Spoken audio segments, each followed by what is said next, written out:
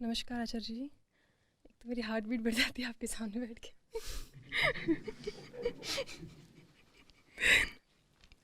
मैं एक योगा टीचर हूँ और मेरे लिए पास लोग आते हैं जो अपना लाइक डिप्रेशन, एंग्जाइटी इस तरह के वर्ड्स लेके आते हैं यूजली ट्रीट करने के लिए खुद को। मैंने भी बचपन में लाइक घर वाले मतलब मम्मी बहुत बिलीव करती है इनमें कि मेरी बीच वाली बहन जो थी उसको काफ़ी लाइक झपटा हो गया, इसको कुछ हो गया, मतलब इस तरह से रहता था उनका। मेरी जो बड़ी वाली दीदी हैं उनको अभी लीवर में कुछ प्रॉब्लम हुआ है, क्योंकि मुझे समझ में आता है सारी, मैंने एमएससी करी है इसमें योगा थेरेपी में, तो मुझे एनाटॉमी वगैरह सब अच्छे से पढ़ा है मैंने। तो दीदी को कि बोल रही थी कि उनको वो हुआ है अभी, झपटा ही हुआ है उसको भी। मैंने बोला था पहले ही, झपटा? झपटा मतलब कुछ लाइक ऐसे कुछ हो गया है उनको, मतलब किसी ने काबू कर लिया उनके शरीर को इस तरह से कुछ, मतलब तो कुछ भी मतलब उनका अपना वर्ड्स दे देते हैं उसको, बट बातें वही होती हैं, उस तरह से होता है कि अभी वो वहाँ पे जो बाबा जी थे उन्होंने झाड़ा वगैरह लगाया और वो ठीक फील कर रही है। और थोड़ी, क्योंकि मैं भी वहीं से आई हूँ, मैंने भी देखा है कि कभी किसी के बुआ के बेटे को कुछ हो गया है, कभी पास में किसी को हो गया है और उनको रिलीफ मिल जाता है। तो ये सब मैंने खुद भी देखा है। तो कहीं ना कहीं मतलब मेरे दिमाग में भी एकदम से ऐसे उन्होंने बोला तो थोड़ी देर के लिए मैं भी हिप्नोटाइज जैसा हो गई। मैंने कहा हाँ ऐसा, फ़ोन पे मैं बात करी, मैंने कहा हाँ ऐसे हो गया।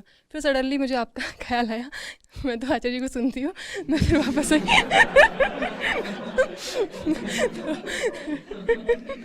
तो मैंने बोला मम्मी एक बात बताओ, वो खाना वो ठीक से नहीं, उनको गुस्सा बहुत आता है, दीदी को हर बात पे गुस्सा करते हैं, खाना छोड़ देती हैं तो इतना गुस्सा आता है बहुत, ऐसे तो लापरवाही दिखाती हैं। जो जो मतलब लीवर को इफेक्ट करते हैं वो ज़्यादातर वो चीज़ें करती हैं। मैंने कहा उनको लीवर का टेस्ट कराओ, पहले बोलो लीवर फंक्शनिंग का टेस्ट कराएं और मुझसे बात करें उसके बाद में। तो फिर मैंने मम्मी को बोला खाना ठीक से नहीं खाती है, नहीं मैंने मम्मी को कन्विंस कर लिया उल्टा कि हाँ सही बोल रही है तो ऐसा कुछ नहीं होता है।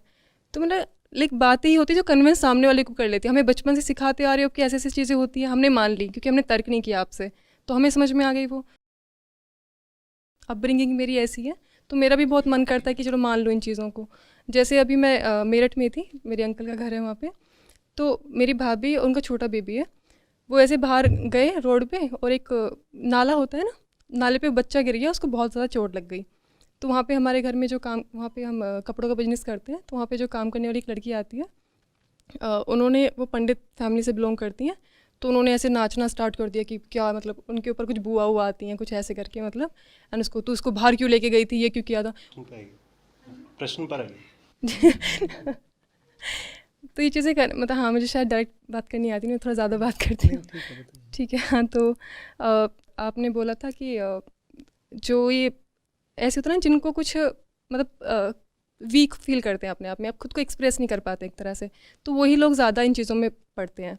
मेरे बुआ का बेटा ड्रिंक करने लग गया तो मेरी बुआ ने बोल दिया इस पर कुछ आया हुआ है। एक्सेप्ट ही नहीं करना चाहता एक आम आदमी कि हाँ वो उसमें कुछ, उनके अपने सपुत्र में कुछ कुपुत्र वाले गुण हो सकते हैं, ऐसे कोई मतलब एक्सेप्ट नहीं करना चाहता, तो बताए थे इस पर कुछ आ गया है करके।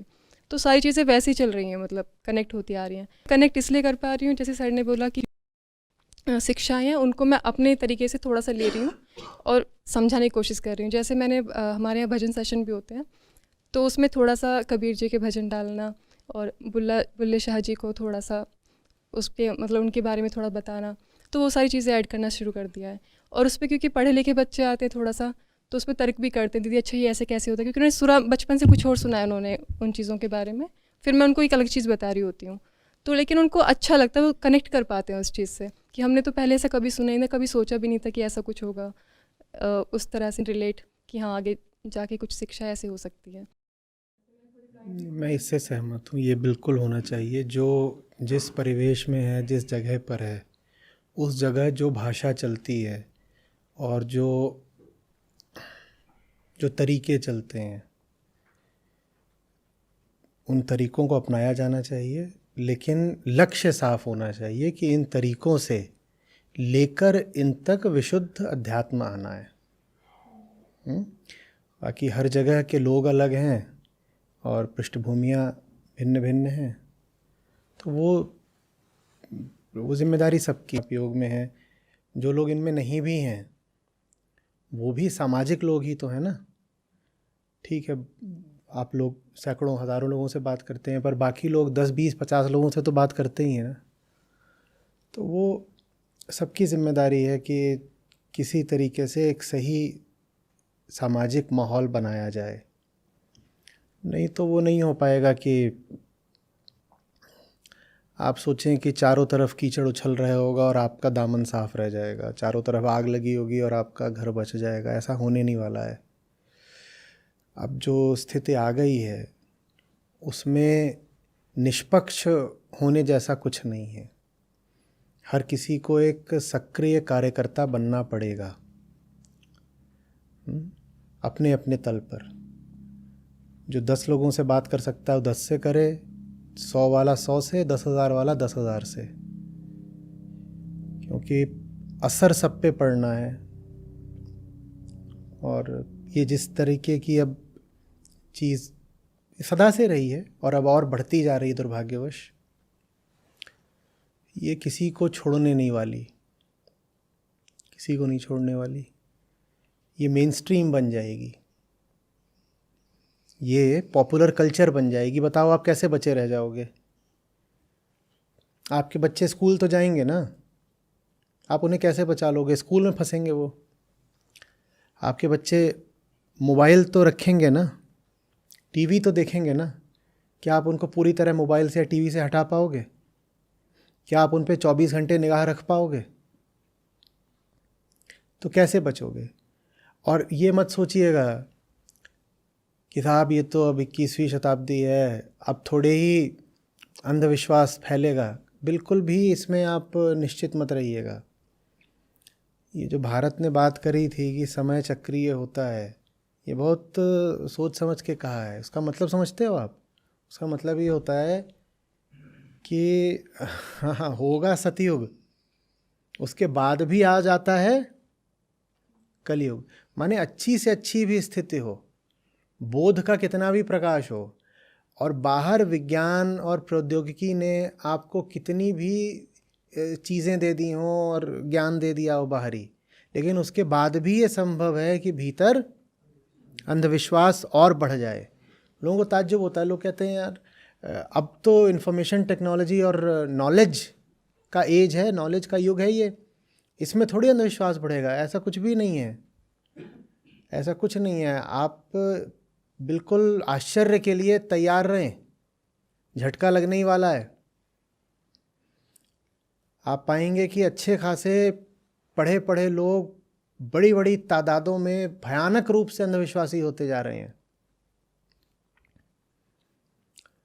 सीबीएसई, एनसीईआरटी, इन सब में से वैसे भी विज्ञान और कम किया जा रहा है। बच्चों को विज्ञान कहाँ से पता लगने वाला है? आप सोच के तो देखिए, कैसे पता लगेगा? चारों तरफ जो मीडिया है वो लगातार अंधविश्वास ही परोस रहा है। कोई भी बात कह दी जाएगी, उसको नकारने का क्या कारण बचने वाला है नई पीढ़ी के पास? और मैं पुराने लोगों की बात नहीं कर रहा। हम कहते हैं कि पुराने लोग अंधविश्वासी होते हैं, नए लोग तो थॉटफुल होते हैं, रेशनल होते हैं। ये कोई ज़रूरी नहीं है, बिल्कुल ज़रूरी नहीं है। एकदम हो सकता है कि एकदम नई पीढ़ी के लड़के लड़कियों खूब पढ़े लिखे हों और अपने माँ बाप से ज़्यादा अंधविश्वासी हों। ये एकदम हो सकता है, एकदम नए तरीके के अंधविश्वास, थोड़ा ज़्यादा साफ और सोफिस्टिकेटेड और पाश्चात्य भाषा, अंग्रेजी में बोले गए अंधविश्वास, ये सब खूब तरीके से बढ़ने जा रहा है। एकदम ब्रेस, ये होने जा रहा है और ये आपके घरों में भी होने जा रहा है। और अंधविश्वास में समस्या बस ये नहीं होती कि वो एक रॉन्ग बिलीफ है, समस्या ये होती है कि वो ज़िंदगी तबाह कर देता है, वो आदमी को बर्बाद कर देता है। एक आदमी जो अंधविश्वासी है वो सिर्फ अंधविश्वासी नहीं होता, वो फिर हिंसक भी होता है। वो अपने रिश्तों में बहुत सूखा होता है और प्रेमहीन होता है। उसके जीवन में वीरता, साहस, ये सब एकदम कम हो जाते हैं। सच्चाई को देखने की उसकी जिज्ञासा एकदम क्षीण हो जाती है। अंधविश्वास कोई एक बीमारी थोड़ी ही है, अंधविश्वास माने 100 बीमारियां, आदमी बर्बाद। और ये बीमारी हम सबके घरों में घुसने जा रही है और तेज़ी से, सदा से थी, अब और तेज़ी से घुसने जा रही है और टेक्नोलॉजी के ऊपर बैठकर घुसने जा रही है। तो टेक्नोलॉजी अंधविश्वास की काट तो क्या ही बन पाई, टेक्नोलॉजी का सहारा लेकर अंधविश्वास और फैलने जा रहा है।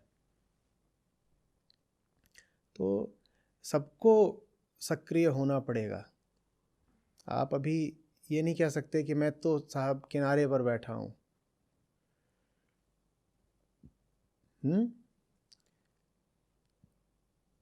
अब वो जो किनारे बैठने का समय था बहुत पीछे छूट चुका है। सबको मुखर होना पड़ेगा, आवाज़ उठानी पड़ेगी, बोलना पड़ेगा। अंधी ताकतें जहाँ दिखाई दे रही हों उनके सामने अब चुप बैठने से, शांत बैठने से काम नहीं चलेगा, सक्रिय होना पड़ेगा। शांत से मेरा अर्थ ये नहीं कि आप अशांत हो जाएं, सक्रिय हो जाएं, निष्क्रिय नहीं रहना है।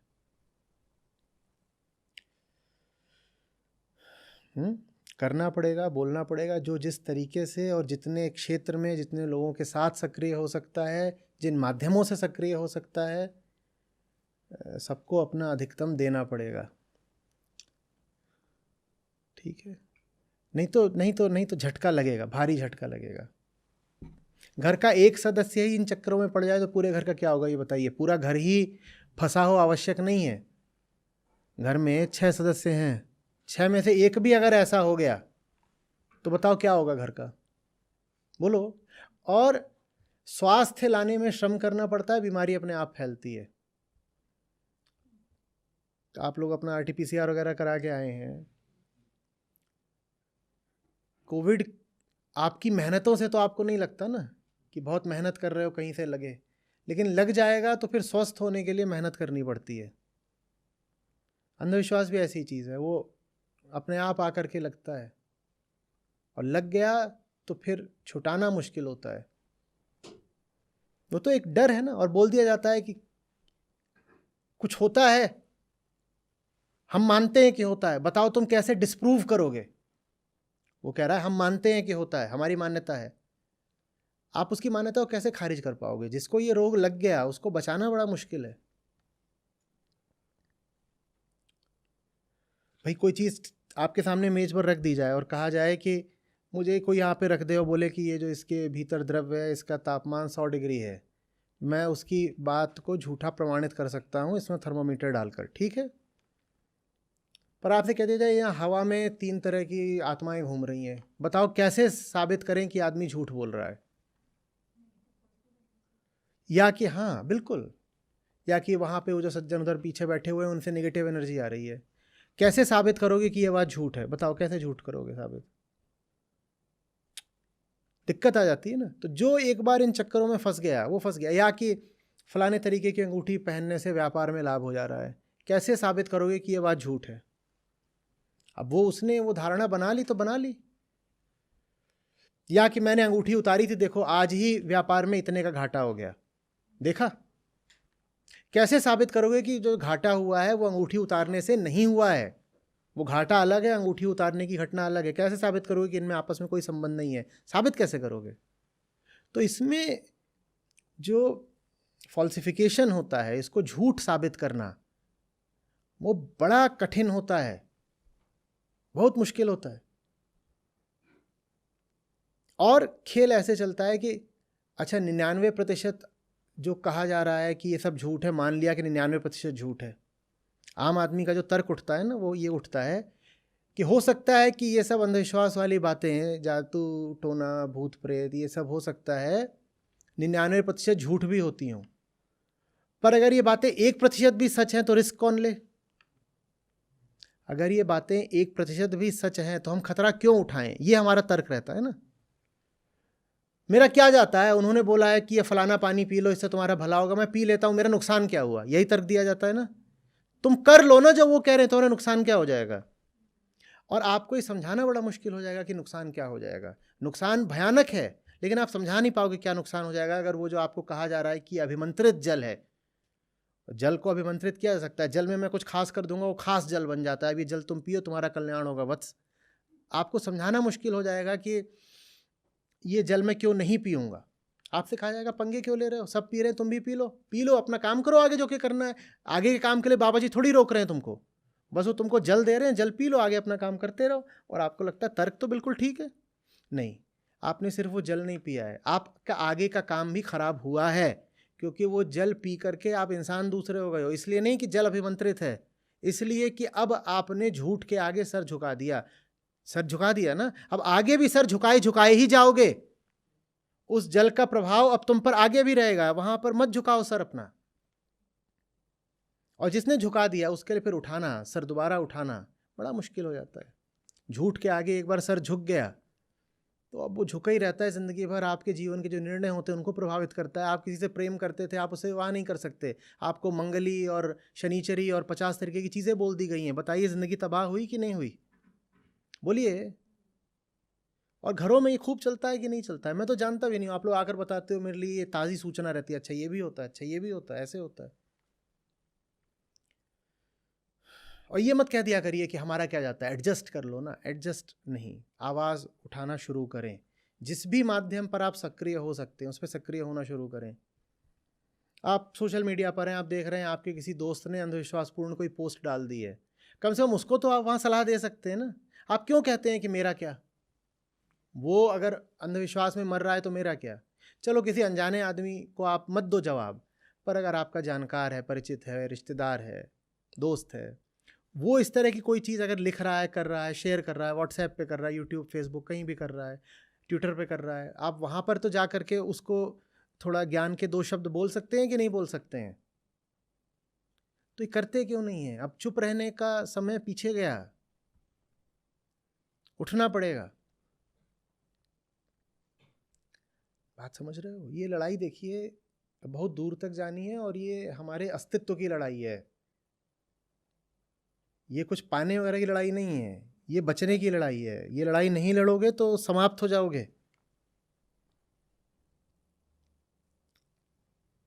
जब सच्चाई ही नहीं बचेगी तो हम कहाँ से बचेंगे? तो बोला जाता है कि आपकी सच्चाई है सच्चित आनंद, तो सत ही नहीं रहेगा तो आप कहाँ से बचोगे? फिर तो जो बचेगा वो झूठ होगा बस। तो सत्य को बचाने की लड़ाई स्वयं को बचाने की लड़ाई है। ये हमारी हस्ती की लड़ाई है, हम पर एग्जिस्टेंशियल थ्रेट है अभी। आप समझ रहे हो बात को? और ये चारों ओर से घेरा डाला जा रहा है, एक मासिव सीजर है ये।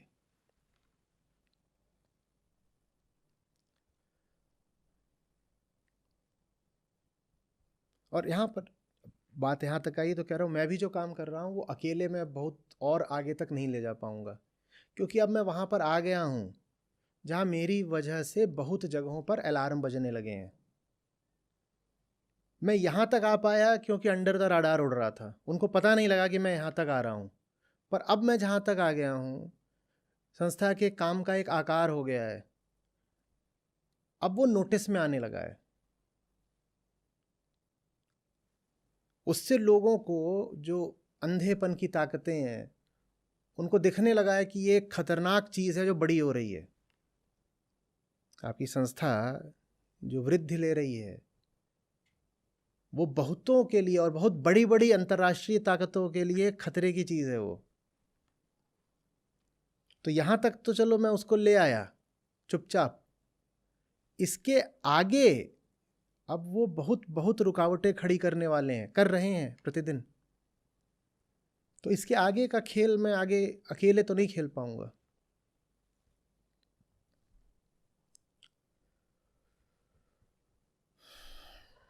आपको अगर लगा है कि ये जो काम हो रहा है इसमें कुछ सार्थकता है और ये बचना चाहिए, तो दूर बैठे तटस्थ दृष्टा मत बने रहिए बस। इसमें अब साथ लगना पड़ेगा कार्यकर्ता की तरह।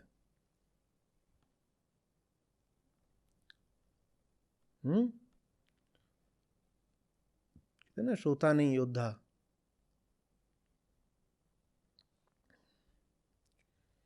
ये आज ही यहाँ जितनी बातें हुई हैं उतनी बातें भी बहुतों के लिए प्राणघातक हैं। वो इन बातों को सुनेंगे, कहेंगे ये बातें आउट नहीं होनी चाहिए।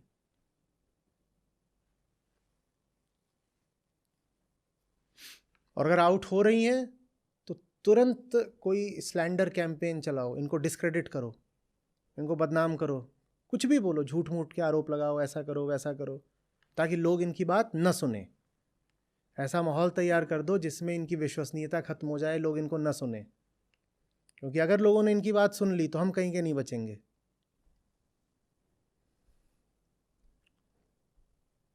वो खुल के ये भी नहीं बोलेंगे कि उन्हें इन बातों से समस्या है।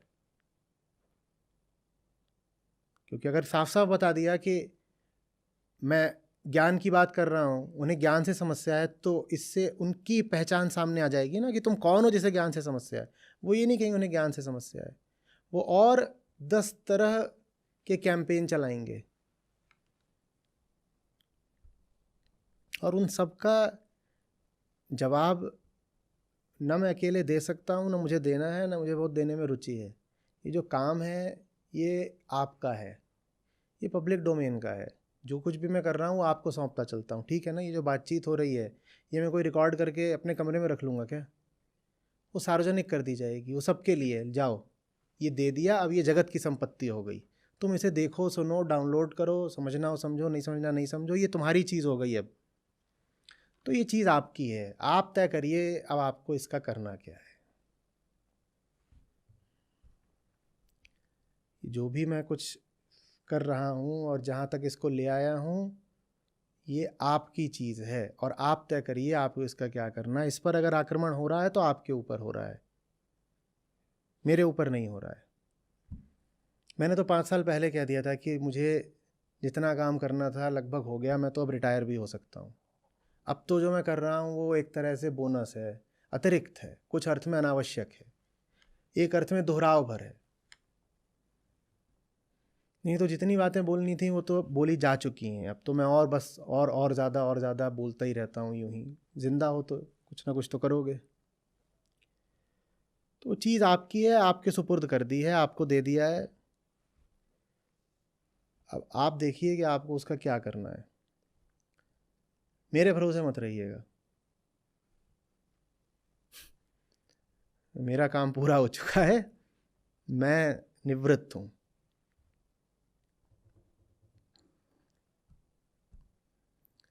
समझ में आ रही है बात?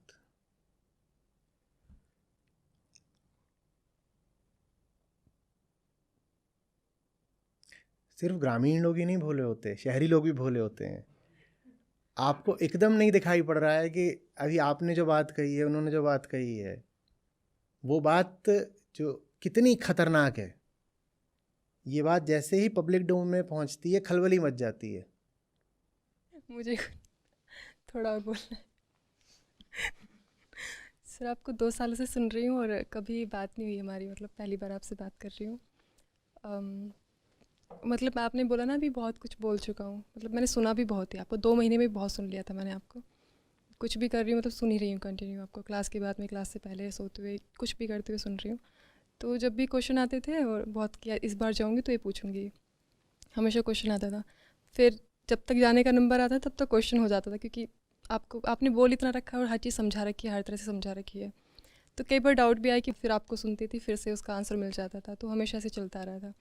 और जगन मेरे क्लाइंट रहे हैं, ये साइड में जो सर बैठे हैं, तो मैं इनको योग सिखाती थी।